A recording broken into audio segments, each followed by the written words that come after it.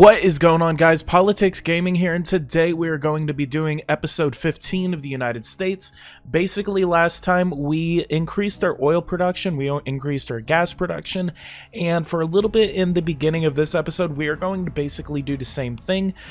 Basically, I am going to try to shoot for about 60 oil wells, and then I'm probably going to try to push for about 60 gas wells. So in the meantime, while we have actually been increasing our production, our profits have actually been going up by several $100 billion. In 2018, it was $1.1 trillion, and now it is $1.4 trillion, and our productivity index has actually gone up. That's actually the largest increase in my productivity index I have actually ever seen or even paid attention to.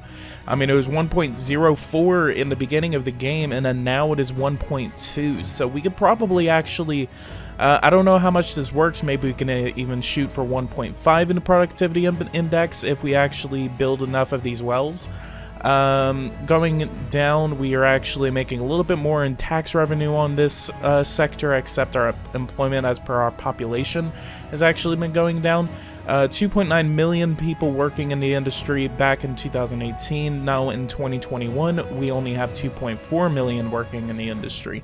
Now let's go over and check on natural gas individually, and we are making almost 30% of the world's production of natural gas. We have a negative $11 billion trade balance deficit that we actually have with natural gas. In the beginning of the game, the productivity index was 0.928, and then now it is 9.96. And our look at that, actually our income tax was 0%, and then now it is almost 5. 0.8% of the United States is actually working in that. It's actually a lot. We have 1.2 million people working in the industry. Going over to oil, we are in a similar situation. 16% of the world's oil is coming from the United States, 22% is being consumed by us. We actually have a very, very small trade balance of oil, negative $2.2 billion. We could actually cancel any other importation contracts we actually have with the world, so hopefully we don't have any major ones signed with the Middle Eastern nations. Profits have actually gone up $218 billion in the beginning of the game and $251 billion now. Productivity index is actually 1.2 now, so that's probably where most of our productivity index is going. Income tax is the same thing, set almost 5% actually, so it's kind of following what natural gas was doing.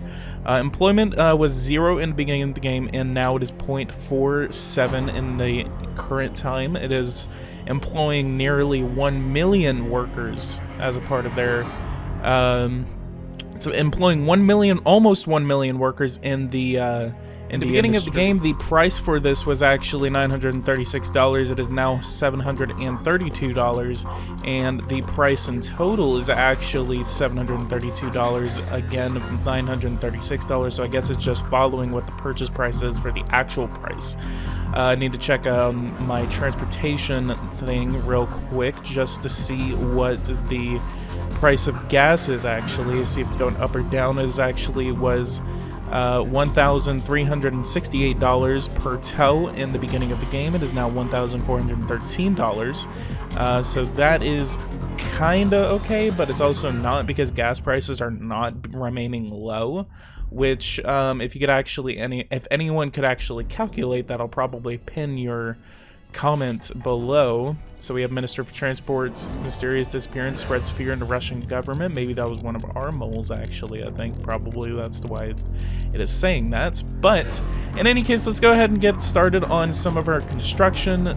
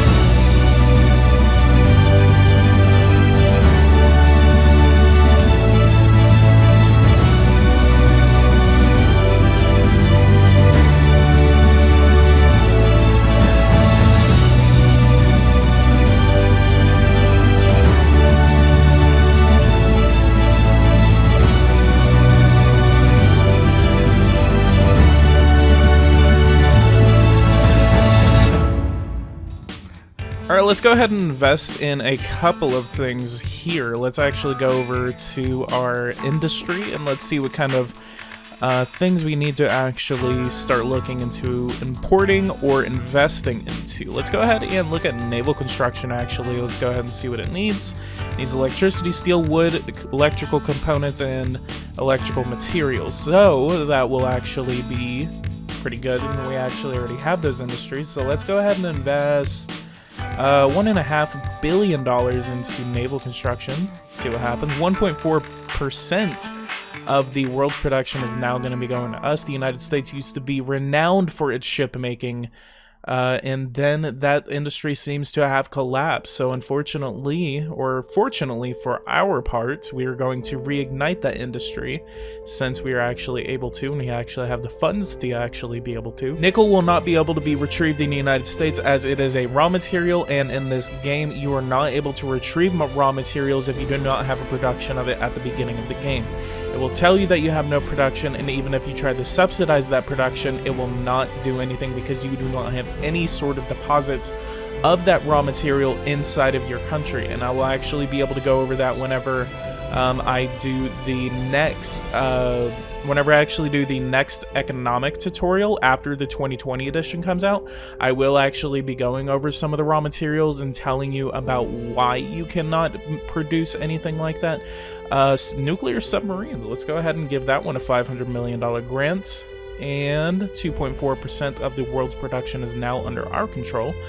Railway production, let's see this, 27% is coming from the United States, 23% is being consumed by the United States. We have $3.2 billion trade surplus, while making $64 billion in sales and only $712 million in profits. Income tax is very minimal actually. Only 0.02% of the income tax is actually coming from the railway construction. It looks like they have a little bit of a financial difficulty as we did go through a recession. Maybe the railway construction industry was actually the hardest hit. So let's actually go ahead and do something for them. Let's go ahead and exonerate them from federal taxation. Basically, the benefits of exoneration is actually public authorities offer tax and social contribution exemptions to help sectors experiencing financial difficulties. So exonerating is actually one of the easiest ways to help an industry to try to get them off their feet. It just basically says, hey, you don't have to worry about paying taxes. Here's some like exemptions. Just use this money. Maybe you can even give them some subsidies. Maybe I can give them how much would be beneficial? $700 million in construction subsidies. And maybe that actually did improve our production a little bit. 28% of the United States now produces railway construction. What is the needs for this? Steel, electricity, aluminum, electrical materials, and electrical components. So let's go ahead and check on our electrical components and electrical materials productions. 12% is being produced in the United States, 24% is being consumed by the United States. That consumption will actually go up since I'm subsidizing other things, and then so in turn this consumption will actually start going up as well as other consumptions, and then plastic industry consumption will go up, steel consumption will go up, copper, electricity will go up. That is the fun part about doing economy in this game, is that you have needs that need to be met, and if you cannot meet those needs, then some sectors could actually fail. And sometimes you will actually see this whenever you actually see some of your GDP kind of start going down or going up or something like that. Is because sometimes you need to make sure that if you're producing something such as aluminum, you need bauxite. The United States does not have its hands on any bauxite, so I need to import it in the first place. So in any case, I know a lot of you guys will probably freak out if I ever do this, but I may actually do Brazil series for one thing, and then two, I'm going to go to Brazil to immediately negotiate a bauxite agreement. I'm going to get this done for 1 year. Let's go ahead and import. Let's go actually produce or import, like, I don't know. Oh wait, their production is 15 million. Let's do 10 million and 10.0 million, and let's get that done for 1 year. Average sale price is going to be $35, and we're going to negotiate that down to just under their thing. If they actually reduced this one, then I'm actually going to call them in for a meeting just so I can get it straightforward. See what happens. The national production of goods does not appear to be sufficient to meet the combined needs of your country and Brazil's. So let's go ahead and invite Jair Bolsonaro over in for a meeting. It's going to go ahead and get that done for Tuesday of this week. Conflict The against terrorist the lunar organization has nodded off. Excuse me? This is the least you can say. And There's the terrorist group? There's no terrorist group. Well, for one thing, let's go ahead and get a file going with... yikes, I did not mean to arrest you. Let's go ahead and place everyone else under surveillance, but if we actually arrested the right guy, then hell yeah. We'd have nothing. Okay, we can't even cancel that arrest warrant, so let's go ahead and proceed with the accidental arrest. Yep, suspect. Absolutely nothing against his it, arrest and arbitrary. Looks like everyone hated that human rights violation I just did, so who cares? Let's go ahead and get that trade contract going. Let's go over here. Aluminum? No, not aluminum. Let's go ahead and get some bauxite going. $7 million. Again, let's get this contract for 1 year. Let's do $36. Looks like that didn't work either. Let's go ahead and just get my national consumption, I guess. Let's get that over here. And bauxite, just leave it at $5.2 million. Or 5.2 million tons of bauxite. And let's do $36. Alright, that worked. Let's get it down to, that was $36. Let's do $38. And then let's go ahead and call this the Jaio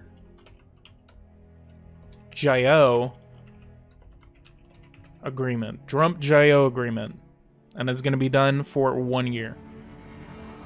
$45, $240.3 million, $240 million, $355,000 is how much it's going to cost the United States. 5.2 million. Let's go and accept. And the Drump Jaio agreement has been signed. It's going to be completed in the next year. Jaio, okay. This is probably going to be the guy that I'm going to be playing on and after I end the United States as a series. Or I can start at the same time. I don't know when I'll be able to start it. Let's go over to police. And 1.4 million active duty police officers in the United States. 355,000 people protested as part of the last massive protest movement in the United States. That was cool. Alright, let's go ahead and get rid of 3 nuclear power plants, dismantle 3 of those, and then we have a couple more of these actually still under completion. Let's go ahead and check on one of them. Where are my nuclear power plants under construction? Maybe they were on the East Coast. 1, 2. There is 1 nuclear power plant under construction. 47 days into 120 days. 28.1 terawatts are going to be produced off of it. Looks like that is under completion. So we got 5 more of those under construction, which is good. Let's go ahead and place a couple more under construction. And the reason I kind of actually am building like a lot of these nuclear power plants like at one time is because it's kind of just to meet the needs of the United States, because the consumption of electricity is going to continue to go up as you play it, and so you need to make sure that you have constructions under, like, just at any time you need to have at least a couple of terawatts worth of production under construction, just to make sure that you are going to have at least a couple more facilities, maybe every couple of months actually, under construction being completed, and then just continuing that cycle just to make sure you can keep up with your electricity production. Or consumption, actually. I keep getting them confused. That's why I've actually invested a little bit into hydroelectricity. Onshore and offshore wind are very good investments to actually put some money into. They only produce like maybe 1 or 2 terawatts worth of electricity, but they are still very worth the cost, especially if you build like a very lot of them. Let's go ahead and place. It's not letting me place. Looks like I'm going to place it right there. See, it's only producing less than 1 terawatt worth of electricity, but that's going to change actually, and I think putting those on the coastlines actually help a lot more. Putting them into the heartland of the United States, I don't know if that actually works. Let's get some geothermal production going, and let's get 100 facilities. Gonna be 25 terawatts. Let's do $25 billion. It's gonna be done in 6 months actually. Geothermal, should I put it in Alaska?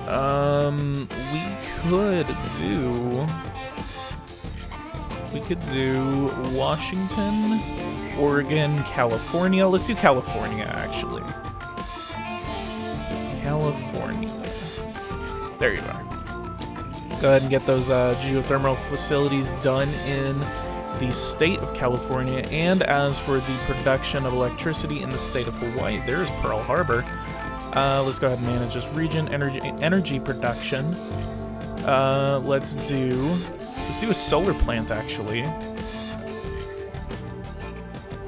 Let's try to build this on Oahu. Okay, let's do that in the northern end. It's gonna be good. Let's get some.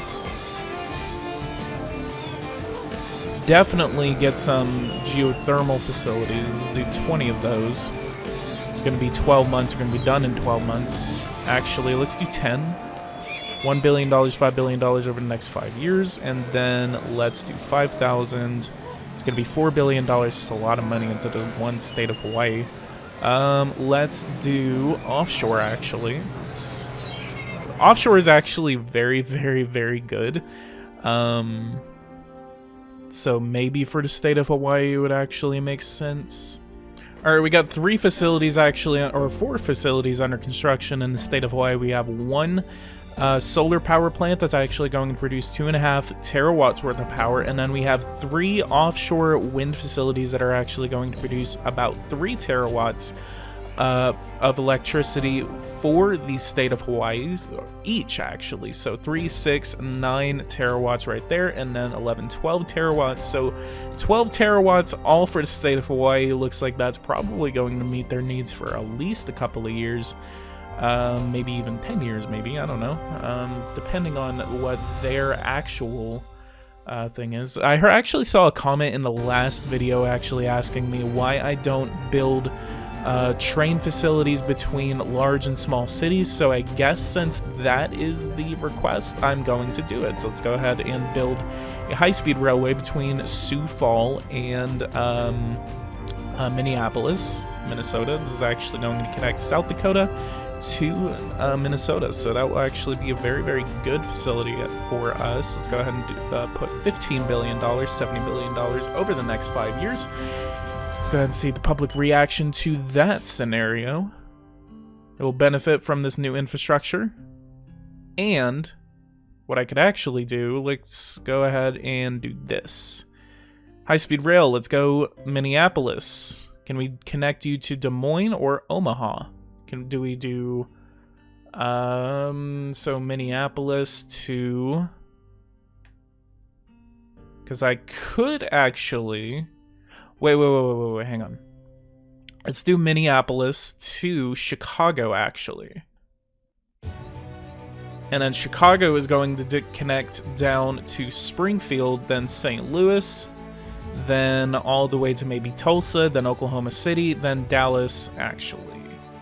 So we got a lot of these big cities being connected right through just with high-speed rail. So that could actually be a very, very good project to actually stimulate some growth. Let's go ahead and go to the next day. Minneapolis-Chicago line. Cities chosen for train stations are great choices and good for their expansion. Awesome.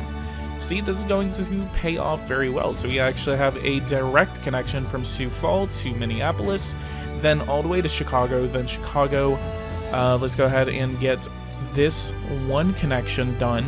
What we're actually going to do is basically we're going to start this off with several projects. It's going to be the Sioux Falls Minneapolis project, then the Minneapolis Chicago project, then it's going to be the Chicago, possibly Springfield to St. Louis project. Yeah, St. Louis could actually be a really, really good thing. Or maybe Springfield? Okay, I'm going to leave it up to you guys. Should I connect it to Springfield or should I connect it to St. Louis? And then St. Louis, I mean, I could have one train going to Kansas City, maybe, and then another train going toward Tulsa. Then Tulsa definitely would have to connect to Oklahoma City. Then Oklahoma City would connect directly with Dallas, Texas. And then if you guys have any other projects that I could actually expand, maybe I could actually expand the Northeast Corridor. What I could actually do, the Northeast Corridor could actually turn into the Eastern Seaboard Corridor. What I could actually do, I could actually expand the line from Boston all the way up to Augusta, even though they are connected already by highway. And then what I could actually do is I could actually expand the Northeastern Corridor. I actually already did, which was the Washington-Richmond line. So the Washington-Richmond line can then turn over to Raleigh, then that would connect over to Columbia, then it could connect... Well, actually, hang on. Okay, so Richmond, then Charlotte. It's going to go right through, or maybe Raleigh, then Charlotte. Then Charlotte could definitely connect over to Atlanta. Atlanta then could actually connect down south to Jacksonville. And then Jacksonville definitely would connect over to Orlando, then Tampa, then Miami. So... Orlando is going to be one of the biggest train stations in the country. So let's go ahead and start on the southern end of this project. So I definitely know that Miami is going to connect over to Orlando. Yeah. Okay, let's do something like this. Let's do Miami. It's gonna pass directly next to the big lake. Then it's going to connect down here through Swampland and then up to Orlando. I mean, a lot of people would probably be disappointed if they didn't go right directly up through this area.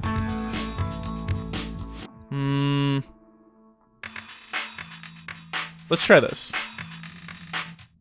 High-speed rail. Let's connect it all the way up through where this highway runs. It's going to connect right up the coastline, right next to Kennedy Space Center. Then it's going to connect into Orlando. So then you have like this area right here, where this area is going to go down toward Miami, because this is just like the scenic route. And then Tampa could actually connect over to Orlando. And then Orlando would connect all the way up to Jacksonville. I don't know what I'm going to do with Tallahassee yet, but I don't know what I'm going to do with like the South yet. But all I know is that I really want a direct connection from Miami all the way up literally to Washington, D.C. and then New York. So basically you could jump on a train from Miami and then basically you just take the same railway all the way up to New York City. So it's going to turn like a 12-hour trip all the way up into maybe a couple hours. So that will be interesting. And then if I can actually find a way to connect Chicago into the line, then basically we could have a direct connection from Dallas to Chicago to Washington, D.C. Like, what I might want to figure out is if I need to have a center line. If Washington, D.C. is going to be the center line, or if New York City is going to be the center line. I have a midway point, which is going to be Philadelphia. But do I want to connect it to the nation's capital, or do I want to connect it to the financial center of the entire world? So I want you guys to decide this. So I'm going to go ahead and start off with this $15 billion line with between Miami and Orlando. Let's go ahead and max that out. It's going to be done in 5 months. $16 billion, $75 billion over the next 5 years. Let's go ahead and get that done. Miami, Orlando line. And we can already draw some conclusions. First of all, this is great for national tourism, which will benefit from this project. And then let's go ahead and get the last line in Florida done and over with. Let's go ahead and connect Tampa to Orlando. And then let's go ahead and see what happens whenever I want to connect this all the way up to Jacksonville. And it looks like a pretty good line. I mean, oh yeah, okay, so what I could do, so I could definitely stick with this. This is a scenic route up from Miami to Orlando, but I could actually have another line from Miami all the way up to St. Petersburg, and then maybe even St. Petersburg to Tampa with high-speed rail. I mean, it could happen. It's a lot of money. So Jacksonville would have to connect probably to Atlanta, and then Atlanta could be like serve as like the southern line, like the orange line or something like that. If you guys have any names that you actually want me to use for these things, then let me know. So Orlando is going to be basically like the center piece of this project. So yeah, let's go ahead and get that done. Lots of development happening in the southern part of the United States, especially Florida. This is literally probably at least $100 billion worth of like just construction happening right now in the state of Florida. As much as weird as Florida is, like, I mean, damn, like, they're getting a lot of federal money right now. If you guys like this, go ahead and leave a like, subscribe to the channel if you are new. If you guys want to see more of the United States, please let me know. If you guys want to see more of just planning these big projects out, just, you know, if you like it, just let me know, and I will do more of this for you guys if you guys want me to. So again, leave a like, subscribe to the channel if you are new, and then guys, I will see you guys in the next one. Thank you guys so much for watching, and I will see you guys in the next one.